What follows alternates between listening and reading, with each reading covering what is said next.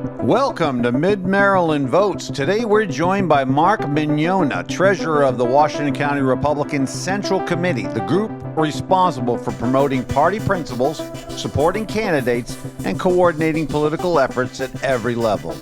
We dig into the fight for control of our boards of education, the influence of the teachers' unions, and the push to flip school boards and drive conservative momentum into the midterms.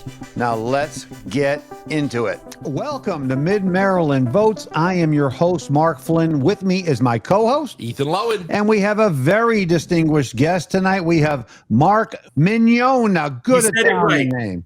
And that's from the Washington County Republican Central Committee. As a matter of fact, you're the treasurer of that organization. Is that correct? I am now, yes. That I was is previously awesome. Secretary. So give us a background on the Washington County Republican Central Committee. What exactly do they do? What's their job and function? So the Washington County Republican Central Committee consists of 9 members that are elected in the midterm Republican primary. However, if people resign, in the middle of that term, then vacancies occur, new people get appointed. I happen to have filled a vacancy back in June. So you were appointed? I was appointed, yes. I filled a vacancy. Do you intend to run at the midterm? I do. I have already filed, actually. That's wonderful. Good for you. So now, currently, you're the treasurer. So this organization must have a treasurer, a secretary, a president, a vice president. Are those the positions? Correct. There is a chair. Our chair is Beth Harvey, and then we have 2 vice chairs, and then we have a treasurer, which is myself, and a secretary. So what exactly does the Central Committee do? What's their job function? What do they do for the Republican Party? Their job function is to manage the local GOP in the county. Okay. So basically their responsibility is to raise money, help get candidates elected, do outreach as far as activity goes, as far as being out at events like carnivals, fairs, festivals, registering voters, walking in parades, working with local GOP clubs, as well as talking to the elected officials. And so the Central Committee, it sounds like your job in part is to get awareness about the Republican Party. So basically spreading awareness about the Republican Party in Washington County. And there's also, it's even more to it than that, of course, from what I understand, is that the central committees for the Republican Party, and I believe for the Democratic Party as well, are in the state constitution. So it's actually a constitutional position in Maryland. Is that correct? Yes, it is. Yep. And I took an oath. Are there any additional responsibilities on top of just getting out the word about the political parties? Fundraising. So typically we have a Lincoln Reagan Day dinner every year. We also have a summer picnic, as you know. We're actually having a President's Day bash in February. So that's going to be like our pre-primary fundraiser. And as far as next year goes, our main focus is going to be get out the vote.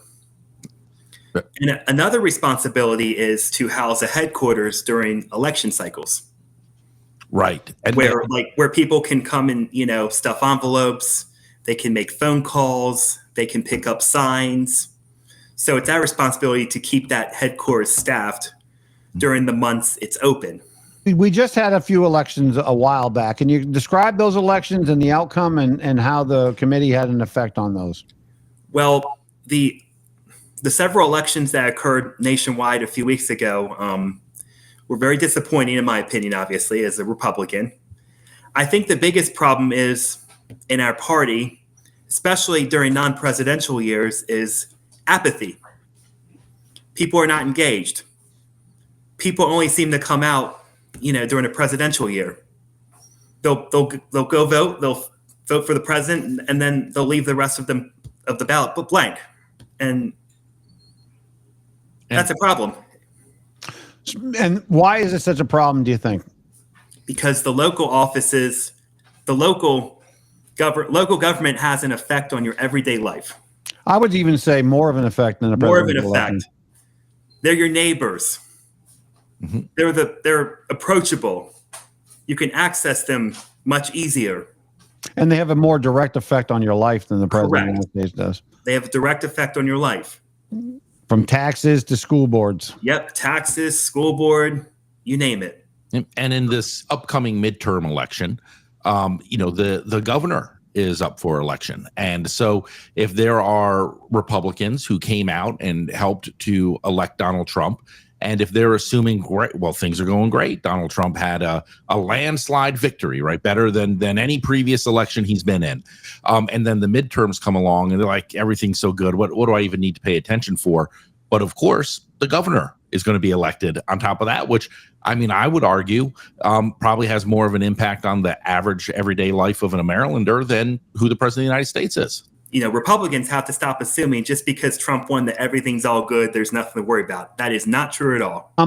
Recently at this last election, you guys did a very good job of electing a board of education We in Washington completely County, flipped our school board. Central Committee. How did you guys affect that election? So the Central Committee printed off cards with all 4 of the conservative Board of Education candidates that were endorsed by the Republican Central Committee. Cards were displaced in the headquarters. They were passed out at early voting. We even went out a couple times during football games and put them on windshield wipers. And we let everyone know these are the conservative Board of Education candidates, and it worked. I think what our viewers need to understand is this, that it's allegedly a nonpartisan race. So people who are running for the school board do not have an R or a D next to their name. Correct. People have to do their research in order to figure out who the conservative members of the election. Typically, the best way to know who the Democrat candidates are the ones who are endorsed by the teachers union. There you go. Now, see, Mark, what I do is I just call Ethan. He tells me who. There you go. Who are the good, because he is a board of education savant in both Frederick and Washington County. Yes, we need more Ethans. He knows who all of the players are, who the ones that benefit our children the most, and the ones who really, honestly, are just dupes of the teachers union. And that's the thing, is that even though it is a nonpartisan race, and for good reason, I mean, when it comes to educating children, teaching them reading, writing, math, science, history, the basic character development that is the historic norm of a public school education. Mm-hmm. Why would politics ever play a role into it? And yet we have a situation where there actually is a very distinct and large difference between the individuals who are conservatives versus the ones who are liberals that are running for the board. So, but in reality, it's probably perhaps the most partisan election up or down the ballot on any election cycle. It is the most important election, in my opinion, because these are kids we're talking about. These are our future doctors, future first responders, future leaders, teachers, future lawyers. If they're not educated properly, we are screwed as a society. And the future leaders of our society are coming out of this as well, and where they lead and how they lead. I would maintain, though, that by and large, moderate Democrats, moderate Republicans see these issues the same. Mm-hmm. I agree with the school board. I think it's the extreme left progressives or liberals that as you would call them, that really are bringing a doctrine to our schools that most people, if they were aware of it, would not endorse. How do you feel about that, Mark? I would agree with you. I think most people in the middle see things the same way. They see common sense, focus on reading, writing, math, not all this gender ideology, woke stuff. I mean, that's what I call it, at least. But the Republican Party, how are they going after these Democrats, these moderate Democrats who are probably dissatisfied with the far progressive outlook of a lot of the Democratic Party right now? How are you going to go after those people? We're going to stick to the issues. We're going to talk about affordability. We're going to talk about taxes. We're going to stick to local issues. We're not going to get into the national issues, the social issues. Mm-hmm. Our main message is going to be affordability. A good tactic, Mark, because what's happening on the national stage has really very little to do with what we're talking about. Affordability is a huge issue with my generation. Tell us about that. because the cost of living is outrageous. The cost of groceries is outrageous. And what generation are you, Mark? So you're millennial. Correct. And so the millennials are having a hard time. A lot of them are living at home with their parents. A lot of them can't afford apartments. They can't find jobs that are paying a decent wage. That's a problem. A lot of them can't afford to buy houses. So that is both tragic and ridiculous, because these are issues that have never been an issue until just recently. There's not a shortage of space in America. We are more than capable of building enough housing. As a matter of fact, a number of empty houses that exist today are approaching levels last seen during the 2008 financial crisis, caused by the excess of housing. So they're a result of policies that are passed by people that get elected throughout the decades. The biggest issue is the interest rates are so high. So what about crime in Washington County, Mark? Crime and drug use is way up in Washington County, especially Hagerstown. What is the Republican Central Committee's position on that? And who are we endorsing as Republicans to address these issues? We 100% back the blue, as you know. One of the biggest challenges Hagerstown faces, there's 3 jails. And I believe at least 1 or 2 of those jails has inmates from all over the state. Mm-hmm. And when they are let out, they stay in Hagerstown and their families all move to Hagerstown. And I believe that has a lot to do with why the crime is so bad in the city. Yeah. Another problem is, there's lots of drugs, lots of heroin, lots of fentanyl on the streets. I do think it's gotten a little bit better over the last year, but there's still a lot of work that needs to be done. From my understanding, the city did budget for more police officers, but we will not feel that for a while because they have to go through the academy and training before they start working for the city. So, Mark, Washington County as a whole, from the county commissioners to the Board of Education, there's all swings conservative and Republican. However, the city of Hagerstown itself is dominated by Democratic candidate, 2-1. What are the game plan of the Republican Central Committee to address those issues in the city and to get more conservative candidates on the ballots? Well, we did get 1 Republican elected to the city council last year, and that was a big win. Mm-hmm. And our mayor is a Republican. Mm-hmm. So I would say, as far as that goes, trying to get more conservative people elected in the city, just stick to the local issues. Do not nationalize the race. Social issues, like abortion and all that stuff. Just stick to the local issues. And that was one of the things that was so interesting about this last election with the city council, is that the Republican that you're referring to, I believe, is Sean Flaherty, Councilman Sean Flaherty. Yes. And the race that he ran was exactly what you said, just focused on local issues.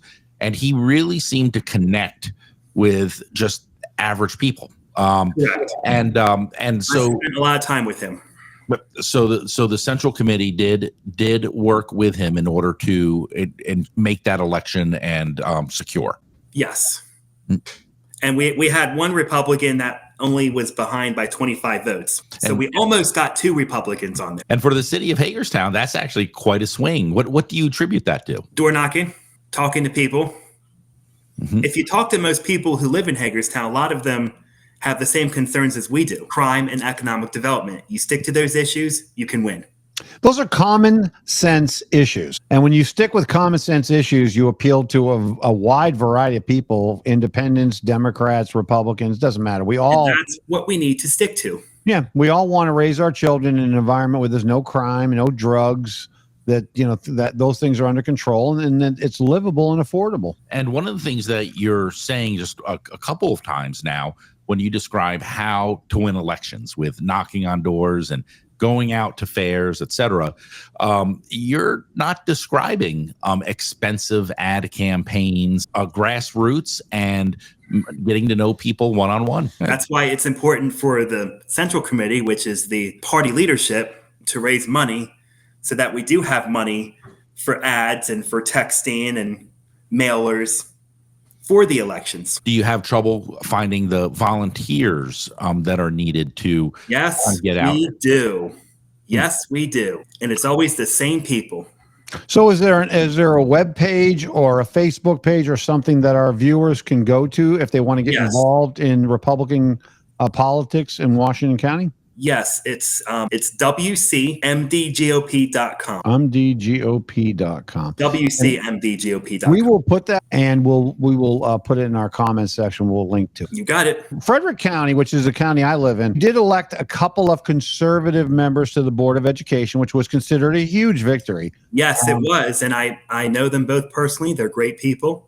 Mm-hmm. So how do you think that affected the overall push of the Board of Education down here in Frederick County? They both won, which was great. The other side is there was an extra Democrat on the ballot because the way the Board of Education works, it was the top 6 who got past the primary because it's nonpartisan. It wasn't like the top 3 Republicans or top 3 Democrats because it was a nonpartisan race. So I think that might have helped a little bit, but they also worked really hard. Board members that got elected last year had a really, really good campaign manager who was very organized, very strategic, and I think that helped her a lot. Tom Newmark. Oh, Tom.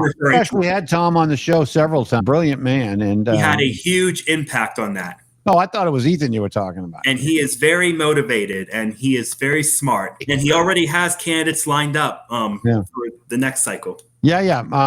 Tom Newmark is what a brilliant mind on that man. And yeah, he did run a really good campaign. I think he ran the campaign for Jamie Brennan, and then Colt Black was also elected. Does the Washington County Central Committee work with the Frederick County Central Committee? Not really. We pretty much, stick to our county and they stick to their county. But twice a year, the state party has a convention where all the central committees get together. And then every 2 years, they elect state party leadership.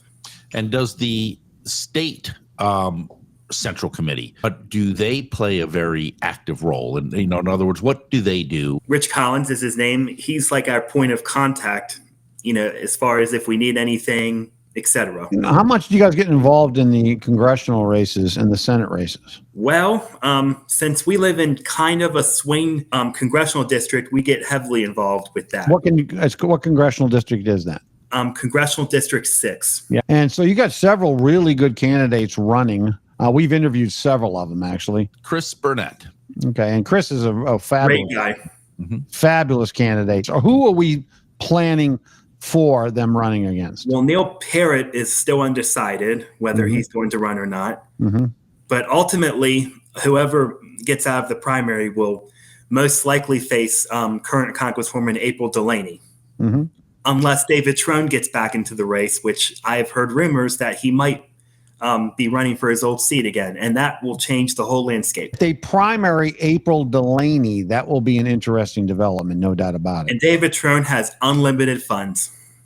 And of course, having won 2 or 3 times previously, he would be a very serious contender. The world of local politics, it seems like there is a bit of drama, a little bit like when you look at those reality TV shows, it almost seems like you could make a reality TV show out of local politics. Like Politics Survivor. Sure could. Challenge, who gets the most money, who gets the peanut butter sandwiches under the rock or something. You stated that, Mark, that one of your priorities is to bring the party together. What do you mean by that? Well, the infighting in our party needs to stop. Yes, we all have different opinions. Yes, we're free thinkers. That's what Republicans are. For example, if someone has an issue with someone in office or just someone in general, instead of going on Facebook blasting them, take it up in private. Take it up behind closed doors. Yeah, we don't need that drama on social media, because if that continues, the Democrats will just laugh at us. And I will tell you, one thing the Democrats are good at is sticking together, and they are very mobilized and organized, whereas we could do a better job with that. Having to deal with the personalities involved, correct, is probably, I assume, 80% of the time that the central committees are working on. Correct. We have a lot of strong personalities. Everyone's heart is in the right place. I really do. Yeah, but they should be unified, and they shouldn't criticize each other in public. You are right that the Democrats seem to refrain, especially on a local level. On a local level, they refrain from criticizing each other. Correct. Take it behind closed doors. That's my And message. we know there's just as much drama on the Democratic side as the Republican, maybe even more, but they are better at not airing their dirty laundry. Correct. Any organization, there's going to be differences of opinion, et cetera. But when you talk about the difference between Democrats and Republicans, not all the differences are purely on a policy point of view. There does appear to be some personality differences between your average Republican versus your average Democrat. Is that something that you have noticed over time? Yes, I have. What are those differences? Between the average Republican and average Democrat, some people have stronger personalities than others. Some are very strongly opinionated, and some feel like their way is the best way and no other way works. Can I give you an example? Yes, please. You put 20 Democrats in a room.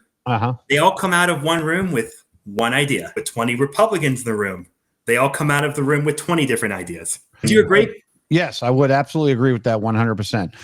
But the different ideas isn't the problem. It's the fact that people are unwilling to listen to other people's ideas and maybe give them a chance. Let me give you an example. I personally am a moderate conservative, okay? And many of the candidates that I like and back are considered RINOs because they're actually willing to work with the other side. And there are some Republicans, hardcore Republicans, that believe that working with the other side is something that makes a candidate unelectable for them personally. I would disagree. I don't think that they should be labeled RINOs if they're working with the other side. Whether you like them or not, you have to work with them. And here's another reality that many of these hardcore conservative Republicans don't take into consideration. We are a purple state, period. If you don't learn to work with the blue, you're not going to get the results that you want. And we saw that in the last election. I mean, Dan Cox, who ran for the Republican, as the Republican candidate for governor of Maryland, got trounced because of his hardcore MAGA beliefs and the fact that it was rejected by all the moderate Democrats. They were like, we can't vote for this guy. Correct. Whereas Governor Hogan had won 2 elections back to back with a majority of the vote. I mean, a sweeping win for Governor Hogan, who people categorize as a RINO. In Maryland, to win statewide as a Republican, you're not going to win riding on the president's coattails or the MAGA coattails. No. A centrist. That's the only way you can possibly win a statewide race in Maryland. I know it will probably piss some people off, but that is a fact. That's a fact. You know what's evidence of that, Mark? The fact that the Democratic Party made donations to Dan Cox and not Kelly Schultz. They did not want to run against Kelly Schultz. That question brings up about this being a purple state, and therefore if Republicans want to win, then they have to run a Republican who is willing to compromise. But it does become a debate then. Where is the line between we're doing what works and compromising versus abandoning your values? Well, that's the tricky part. But you don't want to compromise your principles as well, your conservative values. It's about how you present yourself. I would maintain, though, there are hardcore Republicans especially out in Washington County and beyond, who really have lost sight of the fact that being a centrist is what you need to win in this state. They reject anyone who is not hardcore right-wing Republican. You know what, Ronald? I understand it. Those are a lot of my values as well, but I'd rather have an 80% governor than a 0% governor. I was just going to quote Ronald Reagan on that. What did he say? Please give us that one. Those who agree with you 80% of the time are not your enemies. Mm-hmm. And I like that. Actually, I like that. That's a very good quote, Mark. I never heard that. I might get some heat for saying this, but I would take a 70% Republican over a 0% Republican any day. And that's what we got right now. We ran Dan Cox. He was a 99% Republican, and now we have a 0% Republican. And I might get some heat for saying that, but I don't care. Well, I can tell you, I'll back you up, Mark, because I was a Kelly Schultz fan. And I will say that the the broadening out of the Republican base does seem like things are trending towards where individuals are seeing that, okay, I do not agree with Republicans perhaps in this way or that way. And what I mean by that is if you look at the demographic shift of voters just over the last 3 election cycles, individuals, demographics that really have not voted Republican ever or in generations have been shifting quite strongly to Republican. The African-American demographic, particularly among men, just in the last 6 years, doubled from 12% to 25%. That's actually a very significant difference. Huge. From where those numbers were for literally generations beforehand. And then you see the same amongst the Hispanic community. These are actually shifts that tend to be permanent, that a lot of those individuals probably spent most of their lives not agreeing with Republican politics or policies, but something has changed and they are agreeing and they are literally voting with their votes. What do you attribute that to? And I think we can all agree on this. I think the problem is the Democrat Party has moved so far to the left, they're losing the average American. Average working class Americans are leaving the Democratic Party. Correct. Even the union members are trying to leave. Correct. Because It's the union heads who still back the Democrats mostly, not the union workers. Well, that's because the union heads are getting paid by the Democrats. Correct. But the bottom line is the working class Americans are going Republican, and the elitist, college educated, liberal progressives are really running the Democratic Party. Democrats used to be more of the working party. 100%. It's the other way around. I'm the end of the baby boomers. I think, Ethan, your generation, what, X or millennial? Yeah, Generation X. And so we were raised, Mark, in an environment where we were both Democrats. I was a Democrat my whole life. That's the working man's, working class political party up till probably 10, 15, 20 years ago. And the difference is that where the Democratic Party of, say, even 20 years ago, under Bill Clinton, but JFK would probably be the next big personality. The people who voted for JFK and voted for Bill Clinton, they would all tell you that they are Republicans, or many of them would tell you that they are Republicans, that what they stood for is what the Republican Party stands for far more than what the Democratic Party currently does. I mean, there was a vote taken in the House in Congress, the House of Representatives, and it was and this was only yesterday, I believe, and it was a resolution condemning socialism because, of course, socialism has a 109-year history that is essentially, I would say, the worst history of any philosophy, religion, political belief in history. And it's had a 109-year history of this. Not just a history of failure, but a history of causing the death of its own citizens. Causing poverty and suffering in many ways. Yes. Famine. And that's the direction that the Democrat Party is sadly moving to. And what happened in this resolution yesterday, there were 186 Democrats that voted. Of those 186 Democrats, only 86 of the 186 voted to condemn socialism. Well over half, significantly over half of the Democrats in the House of Representatives refused to condemn socialism. You then begin to ask the question, where is the ability to compromise, right? So we are all talking about needing to work in the middle, and I agree with that statement 100%. Not compromise socialism. It flabbergasted me. I served in the military for 12 years. Socialism and communism were the devout enemy of our democracy, and they still hasn't worked in any other country, and they still are the abject enemy of a free capitalistic society. Yet these young people, and it is mostly young people, are embracing socialism, and they believe the lies that everything's going to be affordable and that socialism is going to change it and fix everything. And it has never worked. There's not one example in the world today of socialism actually working. It hasn't worked in any other country. No. And people will point to Northern Europe, and Northern Europe, especially Norway, Sweden, and Finland, are actually some of the most capitalistic societies in Europe. If you look at the socialists, that's like Italy, Greece, Spain, they're all failing. England is failing. They can't keep up with their budgets. If you seize the means of production as a government, we're going to trust the government to run our businesses. They can't even run healthcare properly. A lot of the socialist politicians and the people who fall for their ideas fail to think or realize who's going to pay for it. Somebody is. Nothing is free. Nothing. Well, they demonize the rich. Well, it's the rich business people are going to. No, they're not. If you didn't have those people, you wouldn't have jobs. First of all, the rich have been screwing over the poor forever, since biblical times. That's just how it is.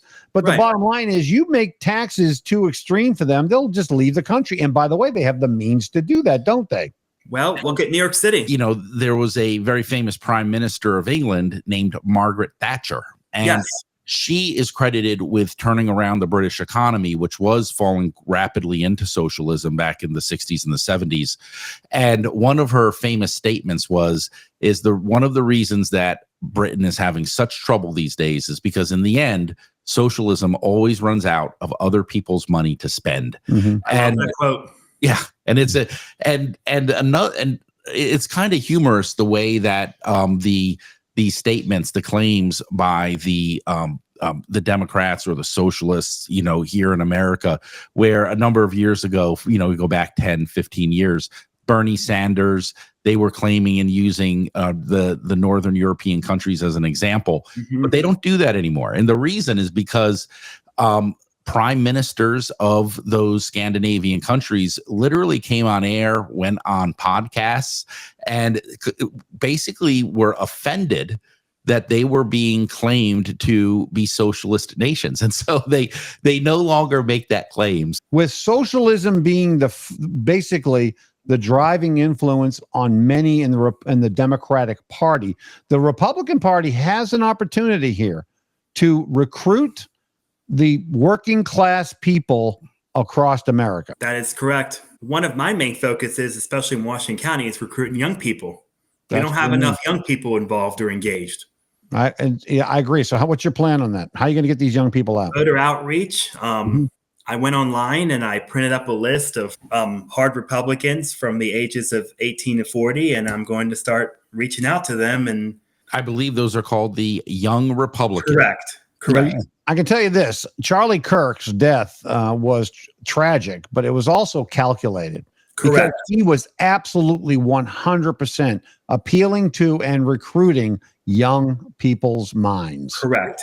I'll give you an example. I spent several nights at the Frederick Fair, at the Republican tent, the Frederick Fair. I couldn't even count how many young people walked through the tent.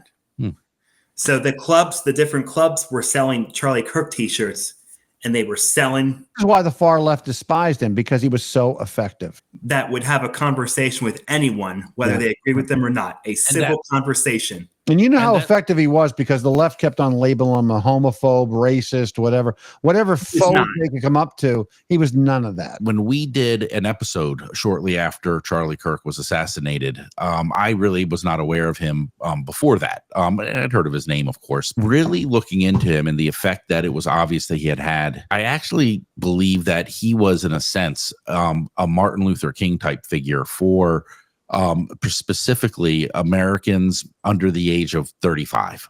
And it seems like that the effect of his assassination is continuing to grow. It's continuing to change the demographics to an even faster extent. Making him a martyr did not work the way that those who martyred him were expecting it to.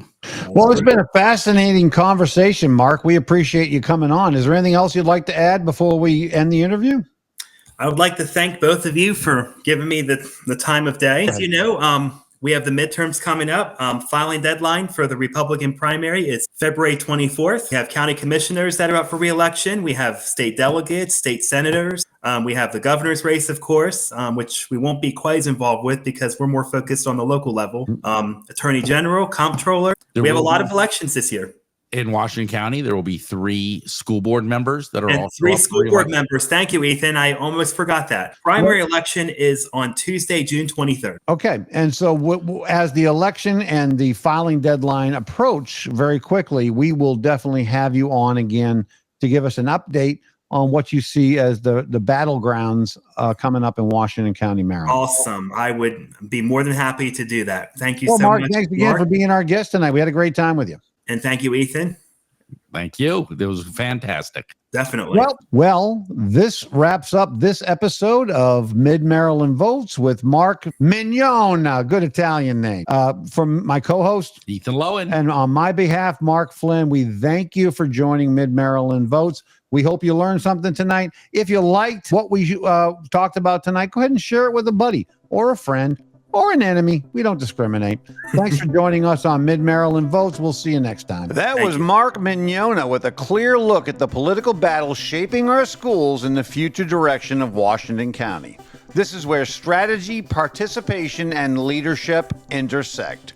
If you love this episode, share it with a friend. If you hated it, share it with an enemy. We're equal opportunity entertainment. Like, follow, and share for more content like this on Facebook and YouTube. And we will see you next time on Mid-Maryland Votes.